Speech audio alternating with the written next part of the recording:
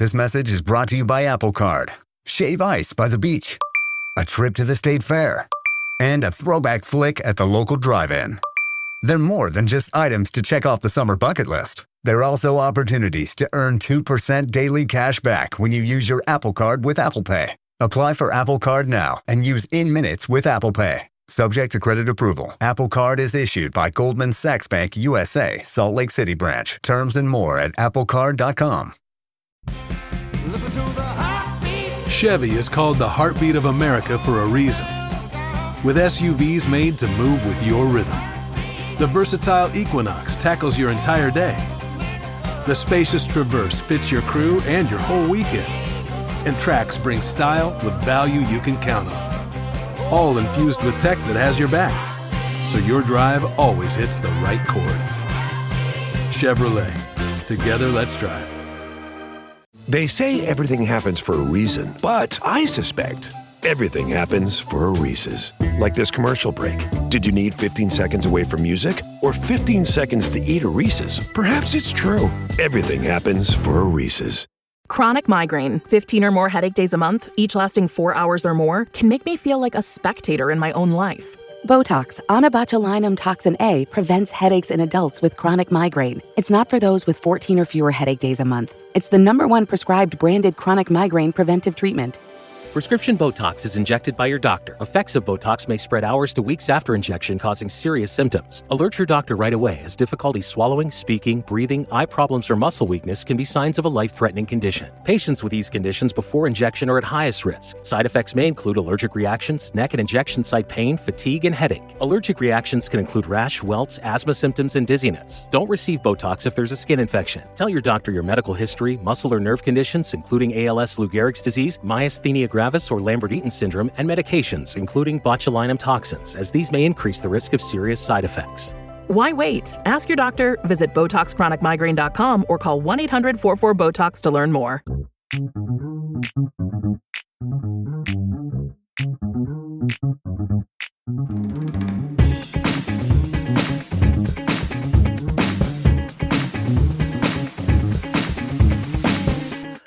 This is Seth Bell from the KC Soccer Journal, and we are keeping current with Kansas City and talking pickles. With me, Daniel Sperry from the KC Star, Carrie Robinson, who is our resident pickle chef at the moment. And I am. How are you tonight, Carrie? Doing good. She's eating pickles, by the way. I am. I had to test out. I had to see how good of a batch I made. Fair. Daniel, do you have any interesting things you're eating or drinking at the moment? I just have water at the moment. Kind of boring. But I was eyeing some of the dinner that I made tonight. I had a smaller helping so we could get out the door to take the kids to the park. And I was kind of like, I would like a little bit more of this dinner. So I might have a small reheat of the. What is? It's a Cajun orzo pasta. So it's just Cajun seasoning and andouille. And it's kind of it's like a creamy Cajun sauce with orzo, all that stuff. Pretty good. Cool. I had a mediocre pizza from Papa Murphy's. Good old Papa. It works. All right. We are here to talk about things other than food. I know it's hard to believe. We've actually already had over an hour of podcasting before this to talk about other things in the world. But we're here to talk about the current. 1-1 draw versus Seattle Reign over the weekend. Current scored both goals technically, but yes. I guess what's our Carrie? What's your first thought on the game? I feel like we should have won that game. I think we had a lot more opportunities, and I think we hit the crossbar and post multiple times throughout the first and second half each, and we had a lot more momentum into that second half. But at the same time, I feel like a draw is not an unfair result for this game. It's not totally unfair, but Current did outplay them for the most part. Yeah, but I'm not as disappointed as I probably should be, maybe. Fair. It just felt like it I don't know, just something about this game. I was like, you know what? It's not a complete loss if we draw this game. I'll come back to that in a moment. Sperry, what was your key takeaways from this game? I think the biggest thing that I took away from it was just that how much the current need Temwa Chawika. I remember a couple podcasts ago I said, you know what? Maybe they don't need Temwa Chawinga, and they've played 4 games since that. 3 games since that. All have led me back to the same point: is that this team desperately needs Temwa Chawinga to make it work. And I think they're still a good team without her. They still created a ton of chances, had 3 xG, but I think they could have been a better goal scoring team if the lineup was a little bit different. Not just because Temwa Chawinga is there, but there are some decisions for the lineup that we can talk about in a little bit here that to me are kind of head scratchers, but I think they're done because you don't have Temwa Chawinga, and that is, for me at this point, that's the problem. That is a problem, that we cannot do what we want to do with the type of players that we have on the field. And I have been a little it's become pretty obvious that this team just really, really needs Temwa. Or a winger that can play good defense. But we'll come back to that. As you said, or a striker that can be a striker. Yeah. And I know I've been a little bit critical of Dabinia, which is hard to be critical of somebody who is so damn talented, right? But at the same time, I don't think she needs to be playing the bulk of a lot of those games now. But again, we can come back to that. What was the XG for this game? It's in the 3s. 3.31 to 0.66 current. Yeah, that's a lot, right? They should have won that game. And for our goal, I guess, to be off a PK. They should have had a second PK too, but which win was that for a handball? No, it was for Michelle Cooper. So Cooper gets dragged down on the edge of the box in like right at halftime. I wouldn't say dragged down because she gets the shot off. That's the hard part in all this. She gets the shot off, so it kind of makes it look like she's all right. But what happened, if you go back and you look at actually what happened in the moment, in the play on the field, the defender, Madison Curry, takes out Cooper's plant leg as she's about ready to shoot with her left. She makes contact with the plant leg. Cooper's plant leg never plants, and she takes the shot, sliding and losing her balance. That's a foul in the box. That's a penalty kick. It was not reviewed. It was not flagged for review. And the VAR group after the game said, I asked why that contact didn't rise to the threshold of it being a foul, as they said the contact didn't rise to the threshold of being a foul. So they got it wrong. They know they got it wrong, and that was their answer. So I'm not going to say, and I'm not going to be here to like blow it up and say current loss because they didn't get this penalty kick. Absolutely not. They should have finished their chances. They had 3 xG without getting another penalty kick. So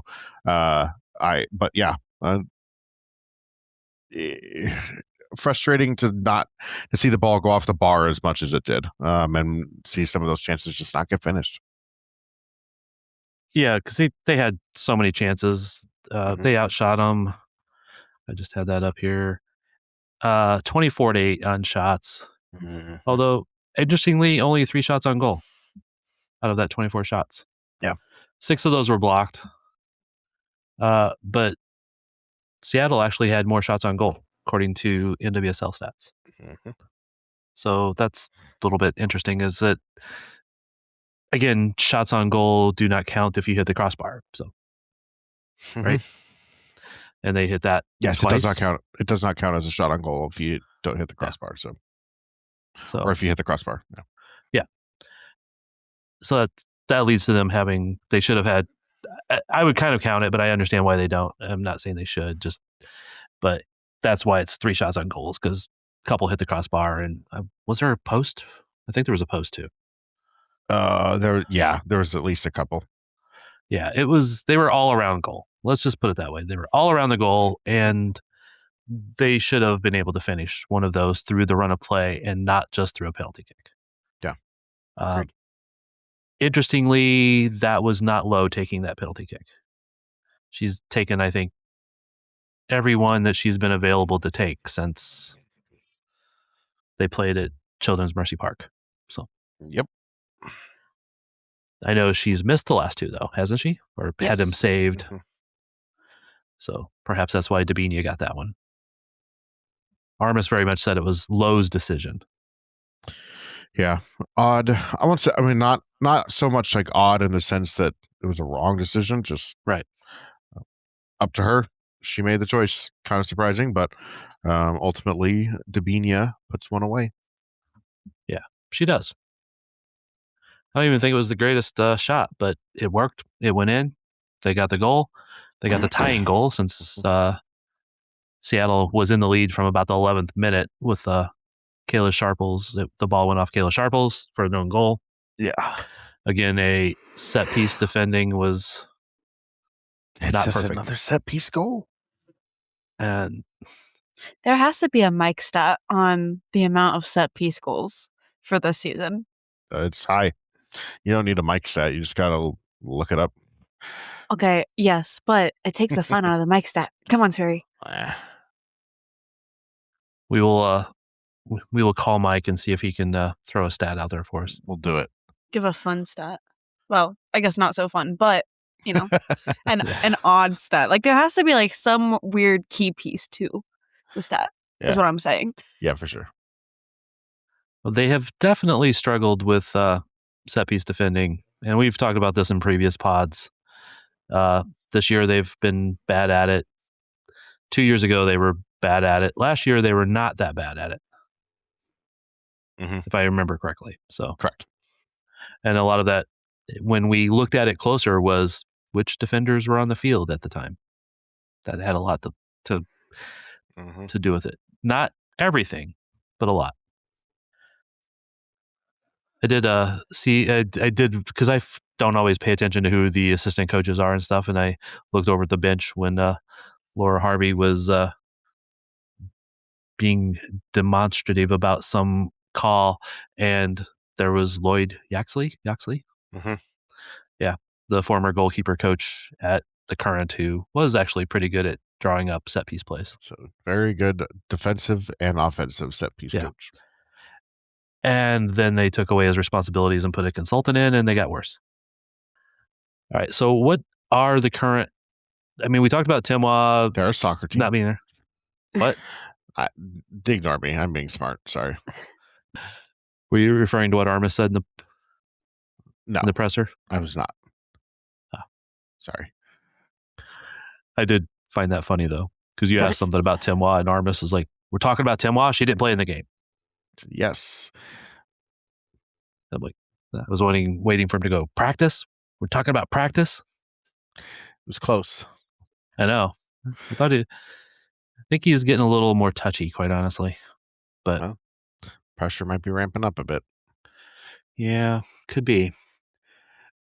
All right, but without Temwa, they still created plenty of chances. Why are they not getting them on goal? Why are they not putting enough in? It's a good question. But they do have a striker. She wasn't on the end of a lot of those chances in that game. Dabinia's finishing rate has slowed in recent years on her chances. Though she converts, she does score. Hasn't been as prolific as she has in the past. And Temwa hasn't been on the field. When Temwa's on the field, this team finishes it. They score goals. The last time she played a full 90 minutes, that team went, pretty sure that team won. No, it was a 2-2 tie, technically. But they won. They scored 2 goals last time that she played. And when they play Haley Hopkins at striker, they usually score goals and win. Unless it's against the first place team, which is reasonable. Yeah. Labor Day savings are happening now at the Home Depot with select appliances starting at $399. Plus, save up to an extra $1,000 and get free delivery on appliance purchases of $998 or more. Get a Whirlpool laundry tower featuring industry-first UV clean technology designed to reduce bacteria in the wash without fading fabrics. Plus, with great prices at the Home Depot, you can save on select appliances designed to make laundry day easier. Shop Labor Day savings at the Home Depot today. Offer valid August 27th through September 16th. U.S. only. See store online for details. This message is brought to you by Apple Card. Shave ice by the beach. A trip to the state fair. And a throwback flick at the local drive-in. They're more than just items to check off the summer bucket list. They're also opportunities to earn 2% daily cash back when you use your Apple Card with Apple Pay. Apply for Apple Card now and use in minutes with Apple Pay. Subject to credit approval. Apple Card is issued by Goldman Sachs Bank USA, Salt Lake City branch. Terms and more at applecard.com. Chevy is called the heartbeat of America for a reason. With SUVs made to move with your rhythm. The versatile Equinox tackles your entire day. The spacious Traverse fits your crew and your whole weekend. And Trax brings style with value you can count on. All infused with tech that has your back, so your drive always hits the right chord. Chevrolet. Together, let's drive. They say everything happens for a reason, but I suspect everything happens for a Reese's. Like this commercial break. Did you need 15 seconds away from music or 15 seconds to eat a Reese's? Perhaps it's true. Everything happens for a Reese's. But in the last 8 matches, they have 1 win, 3 losses, 4 draws. Yeah. It's not great. Not great, Bob. Not great, Bob. I'm not even sure how to, because I criticized this team heavily at the beginning of the season. I'm trying to be nice. They've struggled without Cooper being healthy. They've struggled without Temwa being on the field. They've struggled with they don't have a healthy right back at the moment. Well, they do, Katie Scott, but they haven't been using her there. They've been playing ball there. But she's not bad at that spot, but I would still prefer it to be a natural right back. Izzy has shined. Mm-hmm. We talked about this all throughout the a lot of this season. They don't have a true 6. They don't have somebody that's protecting the back line as well. But they're still not giving up a ton of goals most games. But it also doesn't help them in the transition. How do you think they were doing in the press? I thought it wasn't good for a little bit. I just didn't think they were getting home as much. I also think Seattle kind of started them out on the back foot a little bit with the way they set up. The Current, though, could not win field position on them, and then what Seattle tried to do died out because you can't do that for however long you do it. The Current can do their press for a very long time, and they were able to do it. And so I think what tweaked was good was they started sending an extra player to the center backs. The center backs were getting too much time to pick out the passes and play out of the back. And they just started sending an extra player, whether that be Croy, whether that be Vanessa, whether that be Lowe. And actually, at times, it felt like Lowe was the one that was going and pressing more so with Croy kind of staying back. And then once they won the ball, instead of trying to go forward immediately, they'd play back to Croy. And then they would go off because they got to the ball to Croy, and she kind of brought it up from deep. And it was working. Yeah. I mean, the first 20 and the last 20 minutes of the game, the Current struggled greatly in, just keeping the midfield and attacking line together. Mm-hmm. And I think that's probably what is killing us in those games, because how many times are we coming on here week after week saying, early first goal off a set piece, It's just, they got to figure out how they can push their strengths longer and start earlier. Again, their strengths, one of the problems they have had this season, again, I've been critical of Armas and a lot of other things, but because they have missed Temwa either being hurt or off at WAFCON, it has been a struggle with not having your best player. And Cooper now just coming back off of injury over the last couple of games. I don't think she's back to 100% by any means, but when she's good, she's good. A lot of the woes or a lot of the misdeeds or shortcomings, maybe that's a better way to say it, are going to be covered over by having those players healthy. I think what we've seen is that they're not a fully functional team without those two players. I know we've already talked about it a little bit, but why is Armis playing Haley Hopkins on the wing and not at where we think she would be better, where she's appeared to be better, where she's scored 3 or 4 goals at center forward? Well, Armis's explanation was the fact that they needed more defensive help on that side, because that's where Sofia Huerta likes to get at them, which is the same excuse that we heard from the Avery Patterson, and neither of those times has it gone well. And so I just wonder why they keep going back to that well, because it doesn't make sense. Doesn't make sense. They keep going back to the same well because I don't think he has another answer. Maybe you do change up something a little more seriously, and I get why you don't always want to change up like a formation or change up a little bit of a style, because you want to keep playing the same style until you get everybody back. I get that. But at the same time, they could use those points right now. They should have won this game. They should have won against Seattle. We can make all the excuses that Seattle's a good team. They've got a legendary coach. They got great players and all that stuff. But they just lost 3 days before that at Louisville, right? Mm-hmm. That's a team that was not rested, traveled, just lost against a bad team. And yeah, they didn't score, but they came out with a result. I hate to be too critical because yes, the Current were the better team throughout most of the game, but they didn't get the result they wanted or should get at home. Yeah, it's a little bit befuddling. Is that a fair statement? Yeah, it does. It's a good word. Befuddling. I bet you I am not the first person to talk about a Armis coach team and said it was befuddling. Well, we'll see. All right. What else do we need to talk about from this game? I think I've talked about everything I want to do. Oh, Lorena. We should talk about Lorena. Lorena was phenomenal. She's back. It was good. I thought she did about as good as she could have in that situation. And in the game, she came off her line boldly. She timed it right. She had a couple of saves that she needed to make. I didn't feel like she was second guessing herself too, because I feel like she's made some decisions and mistakes this year where she second guessed her, where you could kind of tell she was second guessing whether or not she could or should get out there for a ball, and everything was decisive. And I think it was good to see her back hopefully fully healthy physically and back kind of mentally to the kind of edge that she can bring, because she's a game changer.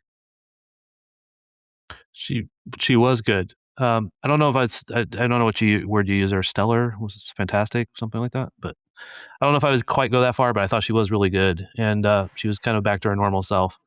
So the rest that everybody was complaining about, why is Lorena not starting when she's off the injury list, may have actually paid off. That may have been a completely right decision by Armis and his staff. Mm-hmm. I did worry though because she got clocked in that one play. Yes, so. A little worrisome. Yeah. All right. Any last words about this game? There's one thing I do want to come back to, but we'll do that after the next thing. We'll be right back. All right. Who do the Current play next this weekend? Yes. North Carolina Courage. Who have a game on Wednesday. They will be, I don't know if they're traveling, but they will be playing Angel City at home. So the Current will be facing a team that had a midweek game. They won't have the extra travel in that Seattle did, but they will be playing a team that's not rested. But it is a team that's above them in the standings. They're 6th place, just a couple of points different. So the Current could leapfrog them if they get the win. Mm-hmm. How has the Courage been this last few games? They've lost one in their last 5 games. The rest of them have been wins. Yep. They did have a 3-game losing streak in the middle, but they had 4 wins, 3 losses, 3 wins, a loss, a win. So they're in fairly decent form at the moment. Who do we need to worry about from North Carolina, Sperry? Evelyn Aija is the player to worry about for them. She is screaming up the goal scoring charts in the NWSL for potential Golden Boot. She's been very good. Her and Manaka Matsukubo have been frankly phenomenal. And so sorry, not Manaka.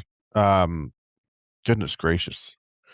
Manaka's been gone, but I think Manaka got injured. But anyways, Evelyn Aija has 10 goals in 19 games for them. Ashley Sanchez has 13 goals this season. I mean, you have 2 very high scoring attackers there in this game. They've got a decent defender, decent back line, Ryan Williams, and Macy Bell has been very good as well. So overall, that's a team that has been playing some pretty good soccer lately, and might be a team to worry about. But they will also be a midweek game that the KC Current did not have to deal with.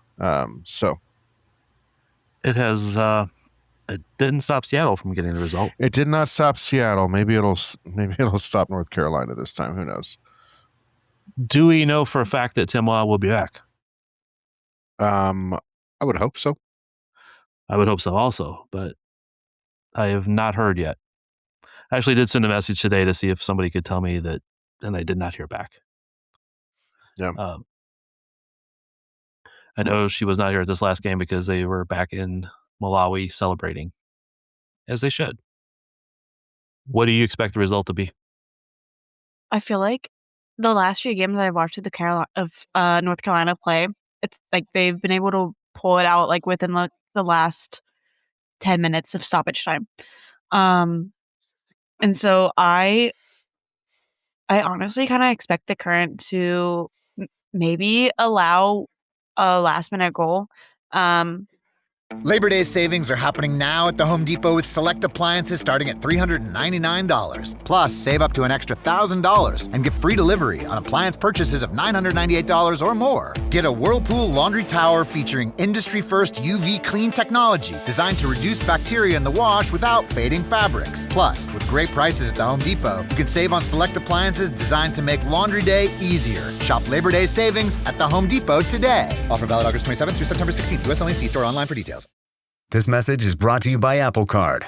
Shave ice by the beach. A trip to the state fair. And a throwback flick at the local drive-in. They're more than just items to check off the summer bucket list. They're also opportunities to earn 2% daily cash back when you use your Apple Card with Apple Pay. Apply for Apple Card now and use in minutes with Apple Pay. Subject to credit approval. Apple Card is issued by Goldman Sachs Bank USA, Salt Lake City branch. Terms and more at applecard.com. Chevy is called the heartbeat of America for a reason. With SUVs made to move with your rhythm. The versatile Equinox tackles your entire day. The spacious Traverse fits your crew and your whole weekend. And Trax brings style with value you can count on. All infused with tech that has your back, so your drive always hits the right chord. Chevrolet. Together, let's drive. They say everything happens for a reason, but I suspect everything happens for a Reese's. Like this commercial break. Did you need 15 seconds away from music or 15 seconds to eat a Reese's? Perhaps it's true. Everything happens for a Reese's. Just because, like, I feel like in the last few games, again, we've gone from playing good in the middle 60 minutes, but it's the sandwich ends where we kind of lose concentration and focus, and maybe tactics aren't as strong as we'd like them to be. And so with that, I'm going to say a draw, 1-1. Fair enough. In the last 5 games for the Courage, they scored 2 in a 2-1 win. They scored 2 in a 3-2 loss. They scored 4 in a 4-3 win, 2-0 over Denver, and 5-0 over Orlando. They are on a definitely good scoring streak. So current back line will need to be very cautious. Mm-hmm. If they give up more than one goal, will one of them be a set piece goal? Probably. Yeah, I think that would be the safe bet at this point, quite honestly. Mm-hmm. Daniel, who do you start if everybody's healthy and we think Temwa's back?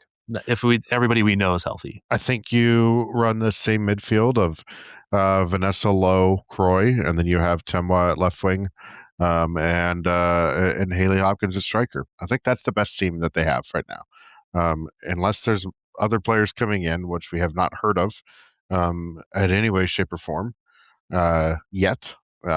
Certainly wouldn't be for this game. It feels like so. I would say that that's the front.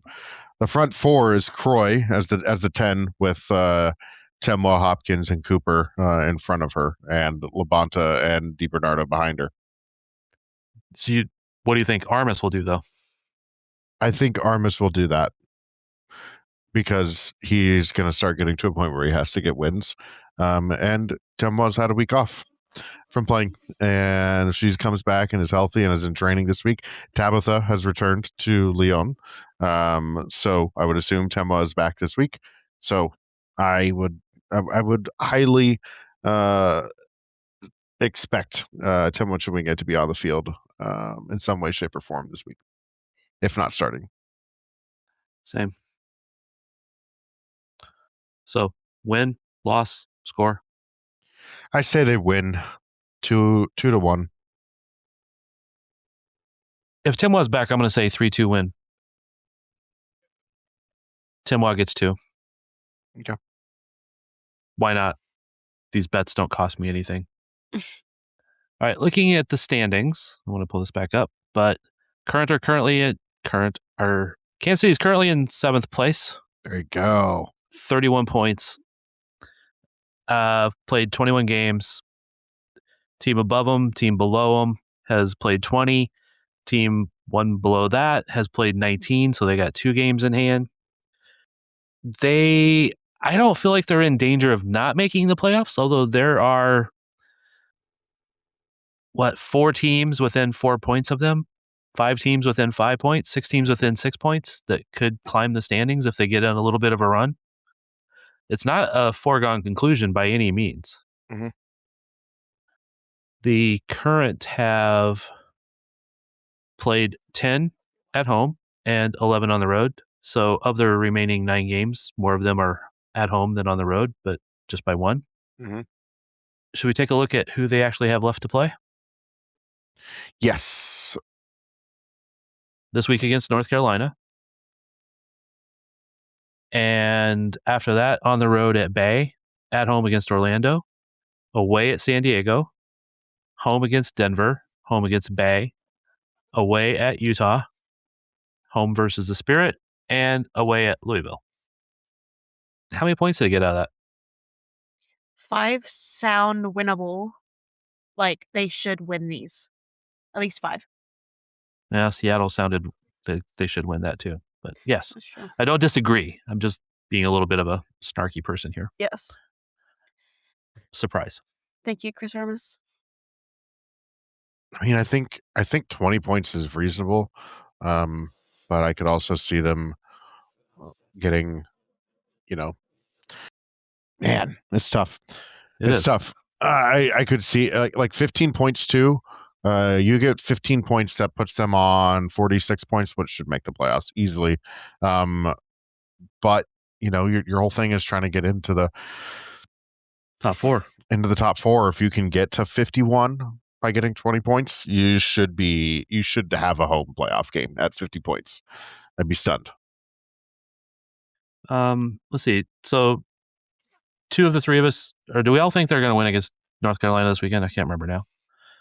But I said tie, but okay. So let's say 3 points against them, but it could be a tie. Away at Bay. Bay's not been great, but they have got some results at home. and there might be a couple players there that have a reason to score on them. Yeah. Home versus Orlando. I mean, Orlando's not been that good this year. They should win that. Away at San Diego. That should be a tough match. Yeah. I mean, San Diego has, well, actually, they're not as good at home. I forget about that. They're 5-1-5 at home. That's crazy. They're better on the road, 6-2-2. Let's see. Denver at home. They should win that. Mm-hmm. Bay at home. They should probably win that. They should. Utah away. That one looks like that would be tough. Home against the Spirit. That'll be tough. If they're not at their best or they're not finishing, that would be a tough, really tough match. And then away at Louisville, which seems like a team that would be willing to be a spoiler and knock them down a couple spots in the last game of the season. So it's not an easy run there. No. If this was last year's team, I'd be looking at that like, yeah, no problem for most of those games, but that's not last year's team. Yeah. I mean, I think you would think this team should be able to win its home games. You would think. They haven't won one of their last 4, which isn't great, but you would think that they would be able to win their home games. That's the 15 points minimum. At that point, then you're just trying to pick up a win and a draw on the road, and you're probably okay. And getting into that home playoff spot, you would think. So, yeah, I mean, it's gonna take a win again. It's gonna take a win in Utah. It's gonna take a win, on decision day against Louisville, and it's gonna take winning those home games. And that Bay FC game could be interesting, kind of trappish. Who knows? Bay FC hasn't been amazing, but they're not the worst team in the league, and they're going to have a couple of very motivated players on that team.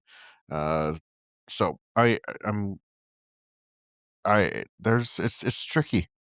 It is. It's tricky.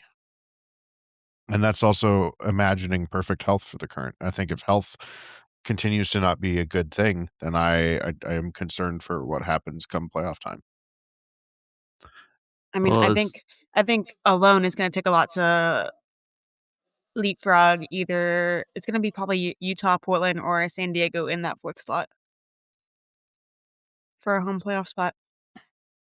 Yeah, definitely not easy. I know, like you said, like if they get so many points, they should be able to make it up into a home playoff game. But right now, I see that as being tougher than what it should be. All right. Any other thoughts about the Current? Nah. I did want to mention something. And again, it's fair to be critical about, some coaching choices or roster decisions or whatever. But the Current do a lot of things that are actually rather nice in the community. And we've not talked enough about some of the other things that they do, like the no cost, no barrier entry soccer leagues and stuff like that. But I just wanted to highlight one that they did this last game. Was they took a moment of silence for a girl that had been killed a month ago in a car wreck on the way to a soccer tournament. And just doing little things like that is really very nice. And I had exchanged some messages with her dad because he wanted to make sure he got some pictures of what they put up on the scoreboard. And the players decided that they wanted to show her jersey during the team photo and stuff like that. So there's a lot of things that we can be critical of them in different ways, but when teams do right things, and again, Sporting does a lot of that stuff also, and we don't necessarily always give them credit. They do a lot of stuff with, the Victory Project and all these different things, but I just want to say nice things when I think they're deserved. And I think the Current did a good thing by honoring that. All right. Any last thoughts? All right. We are out.